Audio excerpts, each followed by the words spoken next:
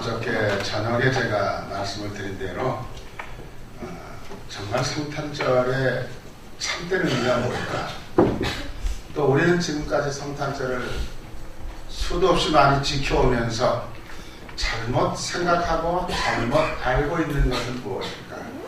그래서 좀 바로 잡아야 되겠다. 저는 그런 생각이 들어서 이번 16년도에 성탄 설교를 준비하면서 여러분들이 지금 이상하실 거예요. 왜냐하면 성탄날 주일날 찬송에 155장 십자가를 지고 주님 가신 길 하는 찬송을 부르시면서 예수 탄생하셨는데 왜 십자가 지고 가신 길에 찬송을 불렀을까? 또 성경 봉독도 예수님 탄생 기사는 마태복음, 누가복음에 있고 이사야서에 있는데 왜 요한계시록을 읽었을까? 뭐 이런 생각도 좀 들으시면서 뭐가 맞지 않는구나 이런 생각이 드실는지 모르겠습니다. 그러나 제 설교가 끝나면 이런 것이라구나 하고 아마 여러분들이 느끼실 수 있기를 바랍니다. 오늘 그 제목 그대로 예수님께서 이 세상에 오셨는데 정말 예수님이 이 세상에 오신 진실된 모습은 무엇일까? 나는 정말 제대로 그걸 알고 있는 건가? 이런 생각을 할 수가 있습니다. 성경 이제 그 사복음서라고 우리가 보통 말하죠. 마태, 마가, 누가, 요한. 이 사복음서에 예수 그리스도의 탄생에 대한 얘기가 있습니다. 그래서 우리는 예수님의 스토리는 사복음서에만 있어요. 다른 데는 없어요. 물론 구약 성경에 나와 있는 것을 연결시킬 수도 있고 시편에 있는 것을 연결시킬 수도 있습니다. 그런데 문제는 마태, 마가, 누가, 요한 사복음서가 공통적으로 예수 그리스도에 대해서 초점을 맞추고 그리고 각기 다른 관점에서 예수님에 대한 생애를 기록해 놓았다고 하는 사실입니다. 그래서 우리가 이거를 잘 기억을 해야 되는데 그저 제가 시간이 너무 방대한 양이기 때문에 시간을 절약하기 위해서 쉽게 정리했습니다. 마태복음은 여러분 유태인들을 보라고 쓴 성경입니다. 그러니까 성경을 받아서 읽어야 될 사람들의 받는 사람이 누구냐? 제가 편지를 받았다 그러면 내가 받은 거 아니겠어요? 그런데 마태복음은 유대인들을 생각하면서 성경을 기록했다는 것입니다. 그리고 마태복음에서는 예수 그리스도를 왕으로 소개하고 있습니다. 왕으로. 그러니까 예수 그리스도의 모습이 여러 가지 달라요. 그런데 마태복음에서는 왕으로 소개를 하고 있다. 그 다음에 그 뒤에 설명을 다시 드릴 텐데 마가복음에서는 이 마가복음을 읽는 사람이 누구냐 그러면은 로마 사람들입니다. 로마의 행정관에게 예루살렘에서 되어진 일을 자세하게 써서 보고한 내용이거든요. 그래서 이거는 로마 사람들이 읽어야 될 성경인데 로마 사람들을 읽을 때 예수 그리스도를 왕으로 소개하면 로마 사람들은 절대 받아들이지 않습니다. 로마가 세계를 통치하고 있을 때고 로마 왕이 온 세계 사람들의 존경을 받아야 될 사람이지 예수 그리스도가 왕으로 태어났다? 말도 안 되는 소리 하는 거죠. 그래서 마가복음에서는 로마 사람들에게 들려주기 위한 예수 그리스도의 모습은 종의 모습을 입고 오셨다. 왕으로 오신 게 아니다. 종으로 오셨다. 섬기기 위해서 오셨다. 이것을 중점적으로 설명하는 거고요. 누가복음은요. 그 당시 예수님 탄생하실 때 세계 문화를 송두리째 지배하고 있었던 문화권이 있었습니다. 그게 헬라 문화권입니다. 그리고 언어도 지금은 우리가 다 영어 배우면 온 세상 다 통한다 이러잖아요. 그 당시에는 헬라말만 잘하면 되는 거예요.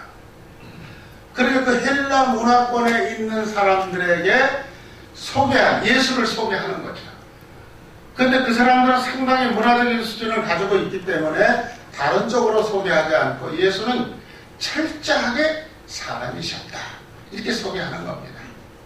그 다음에 요한복음은 여러분들 요한복음 1장 1절에서도 보면 알지만 이런 거 다 집어던지고 온 세계의 모든 사람들을 향해서 쓰여진 복음이 요한복음입니다. 그래서 모든 사람들에게 예수 그리스도는 하나님의 아들이다. 천지 만물이 만들어지기 전서부터 존재하셨던 분이고 그분으로 인해서 모든 것이 창조되었다. 이렇게 소개하면서 하나님으로 예수 그리스도를 소개합니다. 그리고 우리는 하나님의 아들이다 그러지만 하나님으로 소개하는 겁니다. 그러니까 이렇게 신약 성경에 예수를 소개하는 네 복음이 백그라운드가 다르다는 거예요. 이걸 관점을 가지고 성경을 읽어야 되고 성경을 해석해야 돼요. 그렇지 않으면 이거 뭐 성경이라는 게 하나님이 감동으로 썼다는데 다 틀려. 문제가 있네. 이렇게 비판적으로 나올 수밖에 없는 거죠. 공부 좀 하신 분들, 학문적인 수준이 있는 분들은 이 성경을 읽으면서 하나도 안 맞아. 다 이렇게 말한다고요. 그런데 이런 내용을 알고 읽으면 그렇구나 하고 우리가 이해를 할 수가 있습니다. 그리고 이제 오늘 아까 권사님이 읽어주신 본문을 왜 성탄날인데 요한계시록을 읽었느냐 하는 이유가 여기 나옵니다. 요한계시록 4장에 보면은 하늘 보좌를 요한에게 보여줬어요. 성령께서. 그리고 그 요한이 본대로 기록을 한 겁니다. 그 하늘 보좌가 어땠느냐? 하늘 보좌에 하나님이 예수님이 앉아 계시고 그 보좌를 둘러서서 네 종류의 생물이 거룩하다 거룩하다 거룩하다 찬송을 부르면서 보좌를 둘러싸고 있다는 거죠. 근데 그 네 종류의 생물이 뭐냐? 이거를 어거스틴이라고 하는 성서학자가 야 이거는 분명해 뭐하고 복음서에 나오는 네 가지 복음하고 이 네 생물하고 딱 맞아떨어지는 얘기야 하고 성경 주석을 하는 것입니다. 다시 말하면 말씀드렸죠. 마태복음은 유대인들을 위해서 왕으로 쓰여졌다. 그런데 거기 사자가 등장을 합니다. 사자는 자연 속에 살고 있는 모든 생명을 가진 짐승 가운데서는 제일 힘이 세고 놀라운 능력을 가지고 있는 사자. 그래서 마태복음은 사자복음이다. 그 다음에 또 생물이 하나 나오는데 송아지가 등장을 합니다. 이것은 마가복음은 로마인들을 위해서 쓰여진 복음인데 예수 그리스도께서는 소처럼 송아지처럼 인간들을 위해서 온 힘을 다해서 일하다가 마지막에는 죽을 때 인간들이 고맙다 그러고 장례를 치러주는 게 아니라 뼈다귀까지 다 하나도 버리지 않고 다 삶아서 먹어 치우잖아요. 이게 뭐냐? 이거는 예수 그리스도는 이 땅에 오셔서 철저하게 사시다가 마지막에 인간들을 위해서 십자가를 지시고 돌아가신다. 그러니까 마가복음은 송아지 복음이다. 이렇게 얘기하는 거예요. 그 다음에 누가복음은 헬라 사람들을 위해서 썼는데 헬라 사람들은 상당히 이지적이고 문화민족이기 때문에 모든 것을 이론적으로 논리적으로 생각하는 사람들이에요.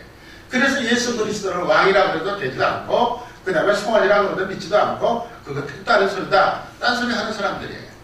이 사람들에게는 예수 그리스도는 철저하게 인간의 모습을 입고 이 땅에 오셔서 인간의 모습으로 배고프실 때는 예수님도 배고파하시고 피곤해 하실 때는 잠드시고 그 다음에 가난하고 불쌍한 사람들 보면 눈물도 흘리시고 우리와 조금 더 다름이 없는 한 인간의 모습으로 오셨다. 그분의 발걸음을 봐라. 이렇게 이제 헬라 사람들에게는 가르쳐주기 때문에 누가복음은 사람 복음이라는 거죠. 그 다음에 이제 요한복음은 아까 말씀드린 대로 온 세상에 하나님의 아들로 예수 그리스도를 표현했다는 거예요. 그러니까 독수리, 이 세상에 있는 모든 하나님의 피조물 가운데서 가장 높이 올라가서 가장 낮은 곳의 구석구석을 다 볼 수 있는 게 독수리라고 해요. 그러니까 예수 그리스도는 어느 곳에 계시든지 인간 삶의 구석구석을 다 꿰뚫어 보고 계시는 독수리와 같은 존재다. 그래서 독수리 복음이다. 이런 얘기를 하는 겁니다. 그래서 지금 다시 한번 정리를 하면 마태복음의 내용을 정리해 보면 이런 질문을 할 수 있습니다. 예수 그리스도 누구야? 오늘 성탄이 일어나는데 예수 그리스도 누구야? 여러분들의 집에 아이들이 그렇게 여러분들에게 묻는다면 만왕의 왕으로 오신 분이다. 한국의 왕으로 오신 분은 아니고 이스라엘의 왕으로 오신 분은 아니고 중국의 왕으로 오신 분이 아니라 이 세상 모든 왕들 위에 계시는 왕이다. 이렇게 설명을 할 수밖에 없는 거죠. 그게 성경적인 해석이에요. 그 다음에 마가복음에는 그러면 마가복음에서 예수님께서는 종으로 오셨대. 그럼 예수님 종으로 와서 무슨 일을 했는데? 하나님의 종으로 왔다 그러면 인간의 종의 모습으로 왔다 그러면 그 예수님께서 무슨 일을 했는데? 마가복음에 보면 자세히 기록이 되어 있어요. 예수님이 무슨 일을 했는가? 마지막에 십자가 지시는 일까지 다 거기 설명이 되어 있어요. 그 다음에 누가복음에 보면 예수께서 인간으로 오셨다고 했는데 그 인간으로 오셔서 그분은 하루하루를 어떻게 살아가셨는가? 삶의 발자취가 뭐였는가? 우리가 배울 만한 게 있는가? 그걸 바라다 볼 수 있는 거죠. 또 요한복음에는 예수님을 하나님으로 이 땅에 오셨는데 하나님이 오셔가지고 이 동네 저 동네 구경하고 돌아다니다가 갑자기 어느 날 사라지신 분이냐? 아니죠. 예수님께서는 이 땅에 하나님으로 오셔서 하늘나라가 어떻다고 하는 것을 사람들에게 뭐라고 가르쳐 줬을까? 그걸 이제 우리가 생각하는 것이 이 성탄절에 사복음서를 통해서 이 땅에 오신 예수 그리스도의 모습을 확실하게 알 수 있는 하나의 방법일 수 있다. 그런 얘기입니다. 죄송합니다. 자, 그렇다면 여러분 사복음서에 예수 그리스도에 대한 얘기가 이렇게 다 분야별로 따로따로 정리가 되어 있는데 예수님이 베들레헴에서 탄생하셨다. 그거는요 마태하고 누가복음에만 있어요. 요한복음에는 예수님의 탄생 기록이 없습니다. 마가복음에도 예수님이 어떻게 탄생하셨다는 얘기는 없습니다. 그러면 성탄절에 우리가 읽어야 될 성경은 얘기할 필요가 없어요. 오늘 아침에 아마 어느 교회 목사님든지 마태복음을 1장을 본문으로 하든지 누가복음 2장을 본문으로 하든지 아니면 그거와 연결되는 이사야서를 본문으로 해서 대부분 다 설교를 구상하고 계십니다. 그렇다면 마태복음 2장의 탄생 기사를 여러분 한번 잘 생각해 보세요. 마태복음 2장에 탄생하실 때는 예수님이 등장을 해요. 그 다음에 등장하는 인물이 누구냐면 동방박사입니다. 마태복음에는 예수님이 말궁에 태어났다, 목자들이 들어서 양떼를 지키다가 찾아왔다 그런 일이 하나도 없어요. 왜 없을까? 왕으로 예수 그리스도를 지금 설명하고 있는데 왕에게는 동방박사만 돼. 왕에게 말구유는 맞지를 않아. 왕에게 들판에서 밤을 새워가면서 양떼를 지키는 목자들 그것도 맞지가 않아. 우리나라도 그렇고 어느 나라도 마찬가지지만은요 들판에서 밤을 자지 않고 양떼를 지키는 사람들을 목자라고 얘기하죠. 그런데 이스라엘에서 목자는 제일 가난한 사람들, 힘없는 사람들, 밤에 자야 되는데 자지 못하고 짐승과 싸워야 되는 사람들, 한마디로 말하면 이 세상에서 가장 힘도 없고 맥도 없고 지위도 없고 인정도 못 받는 별 볼일 없는 사람들이에요. 그러니까 마태복음엔 왕으로서의 예수 그리스도를 설명해야 되는데 그런 목자들 얘기 같은 거는 필요가 없는 거죠. 이게 마태복음입니다. 그런데 그런 내용을 모르고 말구유에 태어났다는 건 누가복음밖에 없는데 이렇게 얘기해서는 안 된다는 거예요. 그 다음에 두 번째, 그러면서 그 다음 보세요. 마태복음 2장 11절에 보면요 참 재밌어요. 집에 들어가 아기와 그의 어머니 마리아가 함께 있는 것을 보고 엎드려 아기께 경배하고 보배함을 열어서 황금과 모략 예물로 드리니라 그랬습니다. 마구간에 들어가서가 아니에요. 집에 들어가섭니다. 모든 게 갖추어진 집을 얘기하는 거예요. 여기서 집이라는 거는요. 그 다음에 빨간 글씨로 제가 써놨죠. 아기와 그의 어머니 마리아가 함께 있는 것을 보고 경배했다 그러는데 영어 성경하고 원래 성경, 구약 성경, 아니 신약 성경, 헬라말로 쓰여진 성경을 보면요. 거기 아기를 뭐라고 설명하고 있느냐 그러면 young child. 금방 태어난 아이가 아니에요. 적어도 6개월 이상, 아마 1년 이상, 2년 그 정도 된 어린 아이를 얘기하는 거예요. 그 원래 본문의 얘기는요. 우리 말은 그냥 아기와 이랬지만은 마구간에 누워있는 강보에 싸서 누인 어린 애기가 아니에요. 그러면 동방 박사들이 만난 예수는 어떤 예수느냐? 마구간이 아니고 괜찮은 집이야. 그럴듯한 집이 안에 있었어요. 거기 들어가서 아기를 만났는데 그 아기는 금방 태어난 아기가 아니에요. 벌써 적어도 6개월 아니면 1년 지난 아이였어요. 그래서 영어 성경에는 그대로 표현을 하고 있어요. young child. 그러니까 조금 자라난 어린아이라 이런 뜻이에요. 자, 우리가 이 성경을 이제 이렇게 접어두고요. 그 다음에 마태복음 2장 1절을 한번 봅니다. 헤롯 왕 때에 예수께서 유대 베들레헴에서 나셨다. 그 다음에 동방으로부터 박사들이 예루살렘에 이르러 말하되 2절입니다. 유대인으로 왕으로 나신 이가 어디 계십니까? 우리가 동방에서 그의 별을 보고 그에게 경배하러 왔습니다. 이렇게 말합니다. 자, 보세요. 이스라엘이라는 나라를 헤롯이라고 그러는 임금이 다스리고 있을 때 그때 예수께서 유대 베들레헴에서 나셨어요. 그 나신 것을 어떻게 알았을까 하는 거예요. 그런데 그 나셨다는 사실을 알았어요. 성경에 보면은 예수 그리스도를 별이라는 말로 표시를 해요. 별이라는 말로.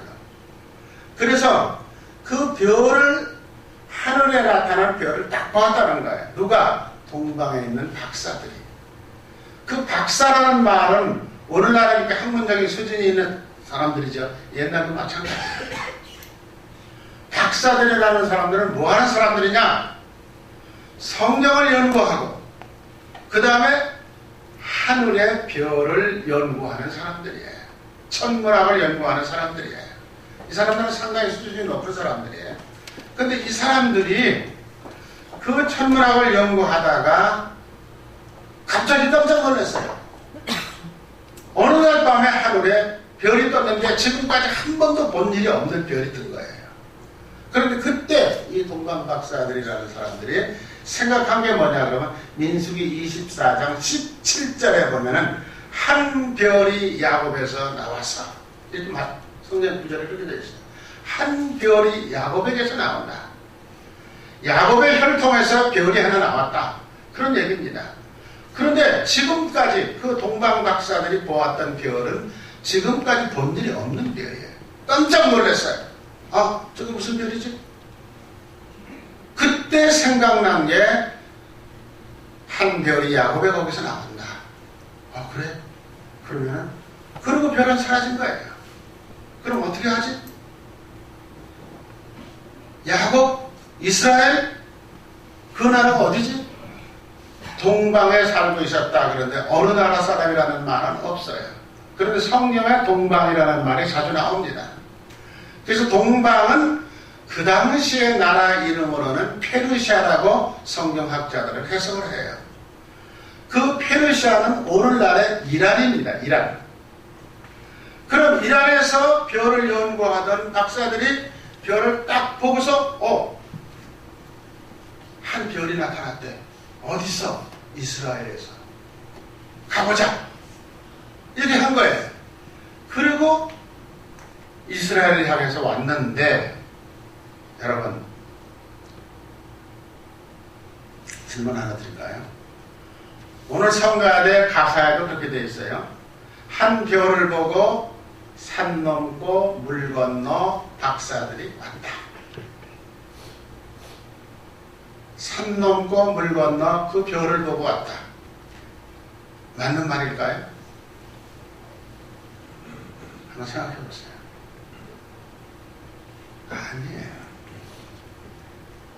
그 별은 한번 딱 나타나 보이고 난 다음에 없어졌어요. 그런데 이 사람들이 왜 예루살렘으로 왔을까? 민수기 성경에 야곱의 후손으로 한 별이 나타난다고 했기 때문에 야곱의 후손이 사는 나라가 어딜까? 오케이. 유대 땅 예루살렘이다. 그럼 예루살렘을 가자. 예루살렘을 향해서 출발한 겁니다.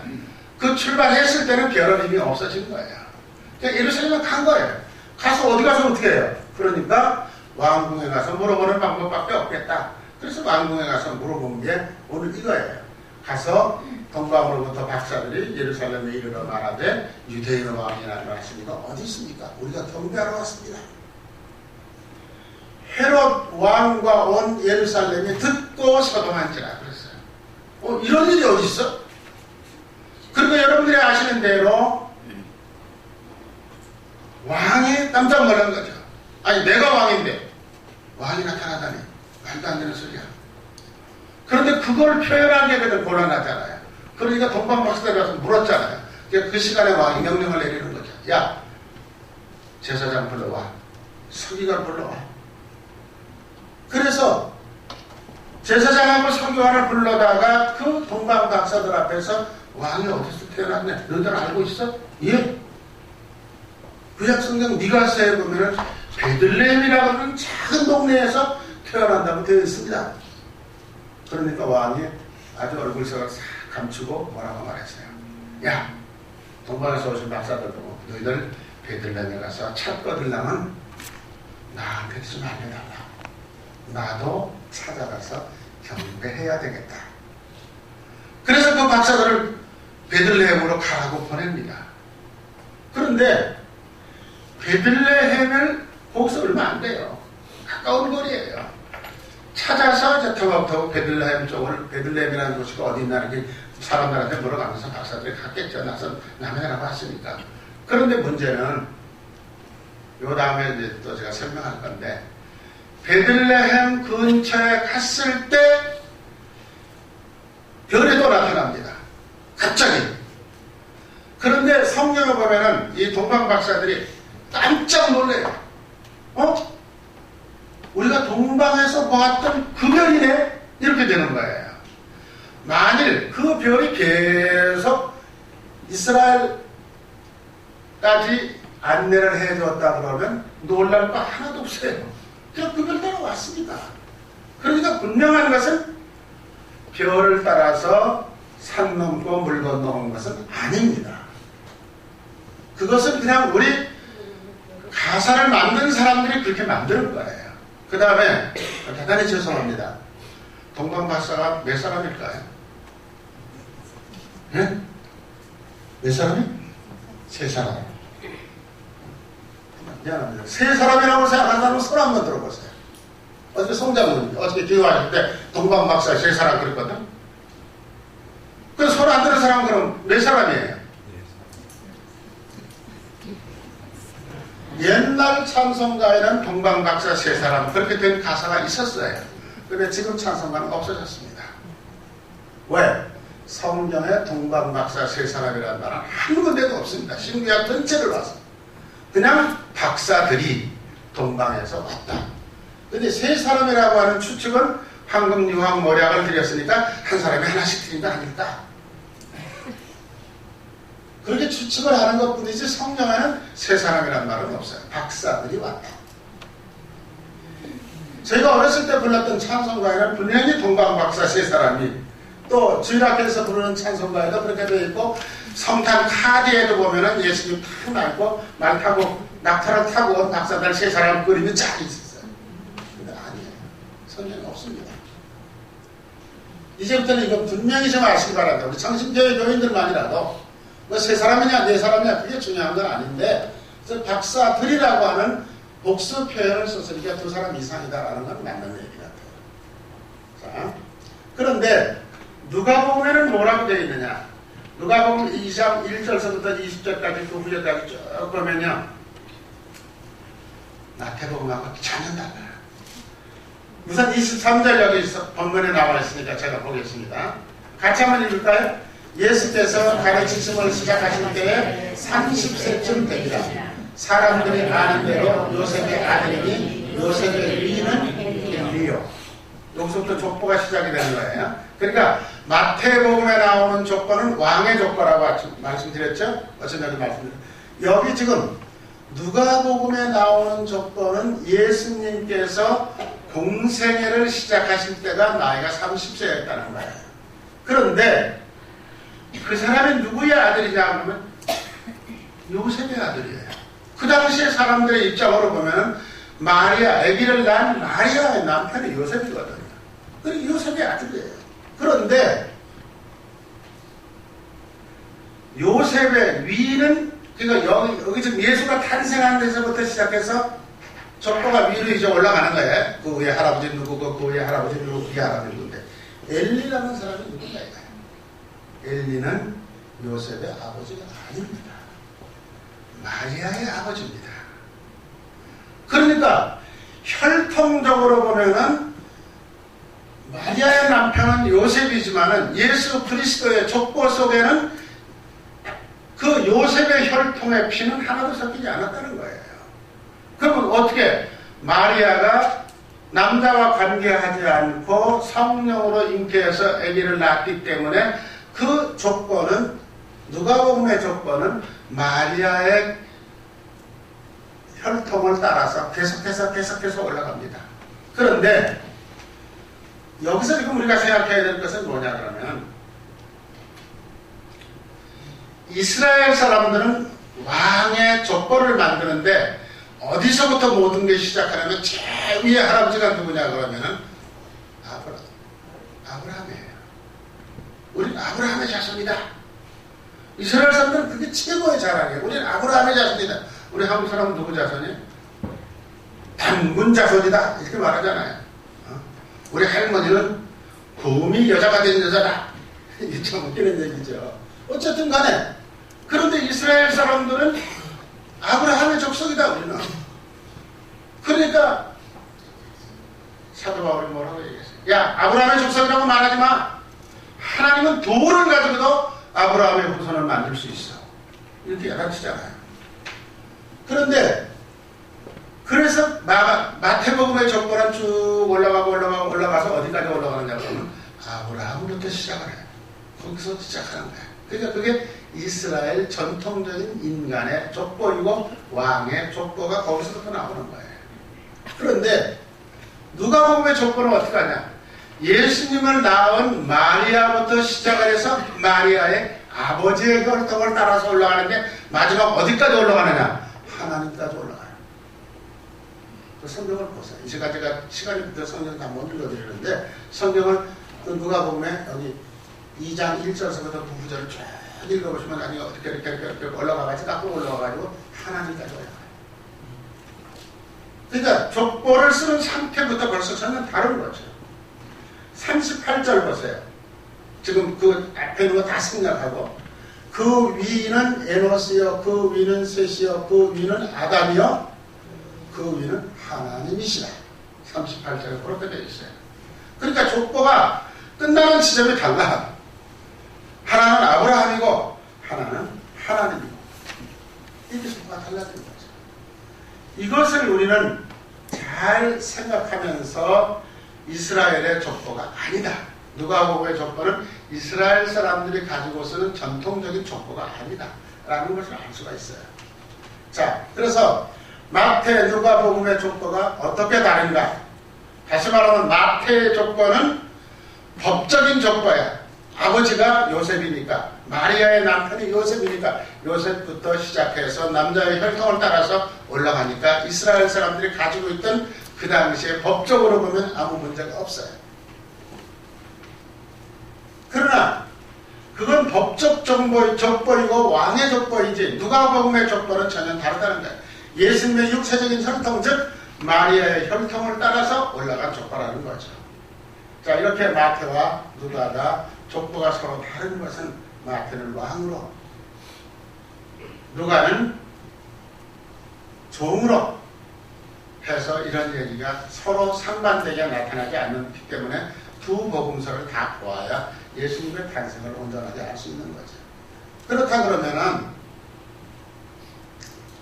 여기도 지금 얘기를 보면요. 누가복음 2장 5절입니다.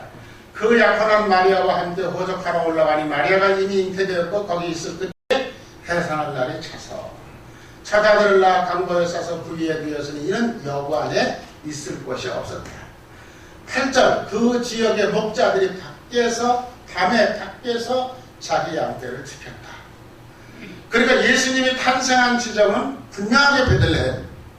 예수님이 탄생할 그때에 그 주변 근처에 밤에 잠을 자지 않으면서 양떼들을 지키던 목자들이 있었습니다.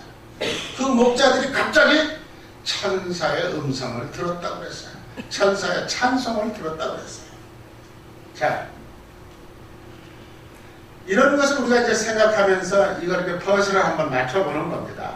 그래서 그 날 구이에 누인 아기는 목자들이 가서 찬양하고 경배하고 소식을 듣고 왔어요. 그냥 그 사람 나온 거예요. 그런데 아까 제가 말씀드린 동방박사들은 이란이라고 하는 먼 나라, 페르시아라고 하는 그 상공에 빛난 별이 나타난 때를 딱 보고 예수님이 그 별이 나타난 때에 탄생했다. 그리고 여행을 떠나는데 베들레헴으로 가는 거죠. 그때 별을 보고 간 건 아니다 하는 겁니다. 그런데 어디 한번 보겠습니다. 이란에서 예수 그리스도를 만나기 위해서 아기를 경배하기 위해서 출발했는데 시간이 많이 흘렀어요. 거기서 걸어서 예루살렘까지 오는데 현대적으로 봐더라도 자동차 타지 않고 걸어서 간다면요, 빨리 가는 빠른 길로 가면은 6개월 걸리고요, 천천히 다른 길로 잘못 길을 돌아서 가면은 2년 정도 걸린답니다. 그런데 헤로드 왕이 아이들을 죽여라 하고 명령할 때 뭐라고 하고 죽여요? 2년 2살 미만의 아이들은 다 죽여라, 이러는 겁니다. 그러니까 헤로드 왕의 머릿속에 계산이 나오는 거예요. 그때 별을 보고 그 사람들이 별난 시간, 별 보인 시간이 아기가 탄생한 시간이었다. 근데 그 별을 보고 여기까지 왔는데 6개월에서 2년 걸렸다. 계산을 하는 거죠. 그러니까 2년 미만으로 된 것들은 다 죽여야 된다. 이런 계산이 나오는 겁니다.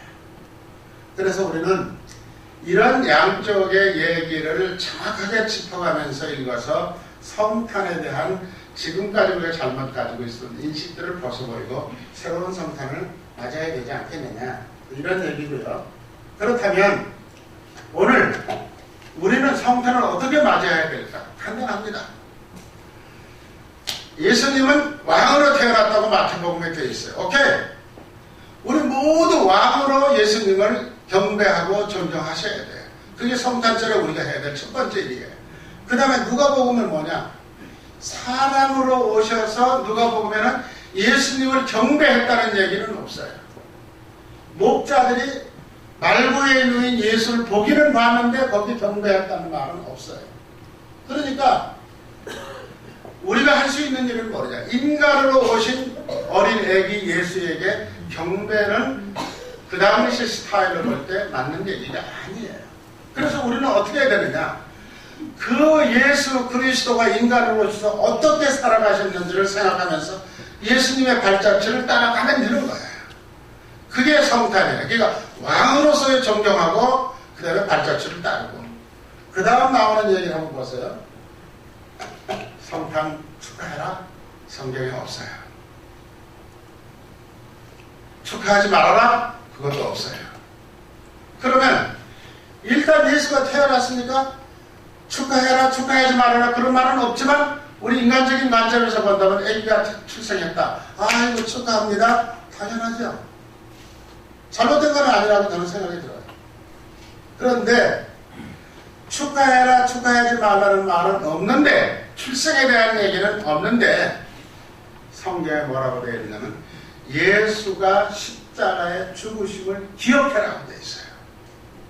그러니까 한마디로 말하면 예수 그리스도는 이 땅에 오시는 목적이 뭐냐면 죽기 위해서 오신 거예요. 십자가를 지시기 위해서 오신 거예요. 그러니까 십자가 빼놓고 성탄만 축하하는 것은 예수 그리스도에 오신 올바른 목적이 아니라는 거예요. 그러니까 우리가 이것을, 그래서 아까 제가 예수님의 고난을 찬송을 하자 그 중간에 끼어서 푸는 거예요. 자, 고린도전서 11장 24절에 보면 성만찬 얘기예요. 예수님께서 떡을 떼어서 축사하시고 떼어 이르시면서 이것은 너희를 위하여 내 몸이니 이것을 행하여 나를 기념하라는 것이다. 예수님이 십자가에 죽으신 것을 너희들은 기념하면서 살아야 된다. 성탄을 축하하면서 살아야 된다. 이 말은 없어요. 그렇지만 우리가 동시에 생각해야 될 게 뭐냐? 성탄 축하와 동시에 그렇게 태어나신 예수는 이 세상에서 천수를 누리고 행복하게 살다가 돌아가시려고 오신 분이 아니라 십자가를 지시고 고난을 당하시기 위해서 그 목적으로 예수 그리스도가 오셨다 하는 것을 우리는 기억할 필요가 있다는 거죠. 자, 그 후에 또 똑같은 말이에요. 잔을 떼어주시면서도 나를 기념하라. 예수님은 그렇게 말씀하셨어요. 그러니까 우리는 예수 십자가의 죽으심을 성탄절에도 우리는 기억해야 된다. 그래서 그 예수가 우리들의 죄를 용서해 주시고 새 생명 주시기 위해서 이 땅에 분명한 목적의식을 가지고 오신 분이고 예수님이 십자가에서 부활하시고 난 다음에 우리들에게 기념하라고 성찬식을 하면서 기념하라고 분명히 말씀하셨습니다.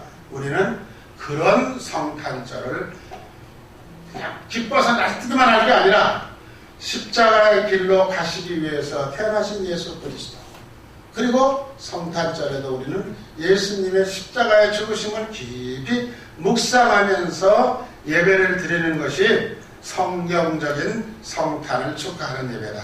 저는 그렇게 생각을 하는 것입니다. 그래서 우리가 이 깊은 성탄의 의미를 묵상하시면서 앞으로는 계속해서 우리가 성탄절을 맞이할 때 기쁘다 그저 오셨네 그것만 부를 것이 아니라 십자가에 고난당하시기 위해서 오신 예수님, 그걸 생각하면서 진정한 크리스마스의 의미를 새기는 여러분들이 되시기를 주의 이름으로 축원합니다. 아멘. 기도하시겠습니다. 하나님 감사합니다. 예수님께서 이 땅에 오실 때에는 죽기 위해서 오셨습니다. 물론 이 세상의 모든 사람들이 생명을 가지고 왔다가 언젠가는 다 죽지만은 우리의 그런 자연적인 죽음과는 전혀 다른 고난의 죽음 앞에 예수님은 오셨습니다. 그리고 예수님께서 마지막에 말씀하시기를 너희들이 이 떡을 먹을 때마다 이 차를 마실 때마다 내 살이 찢겨나가고 내 피가 쏟아졌다는 것을 기념하라고 당부하셨습니다. 우리는 이 두 가지 사실을 분명하게 기억하면서 정말 성탄의 의미를 깊이 되새기는 그런 크리스마스가 되게 하여 주시옵소서. 예수님의 이름으로 감사하며 기도드리옵나이다.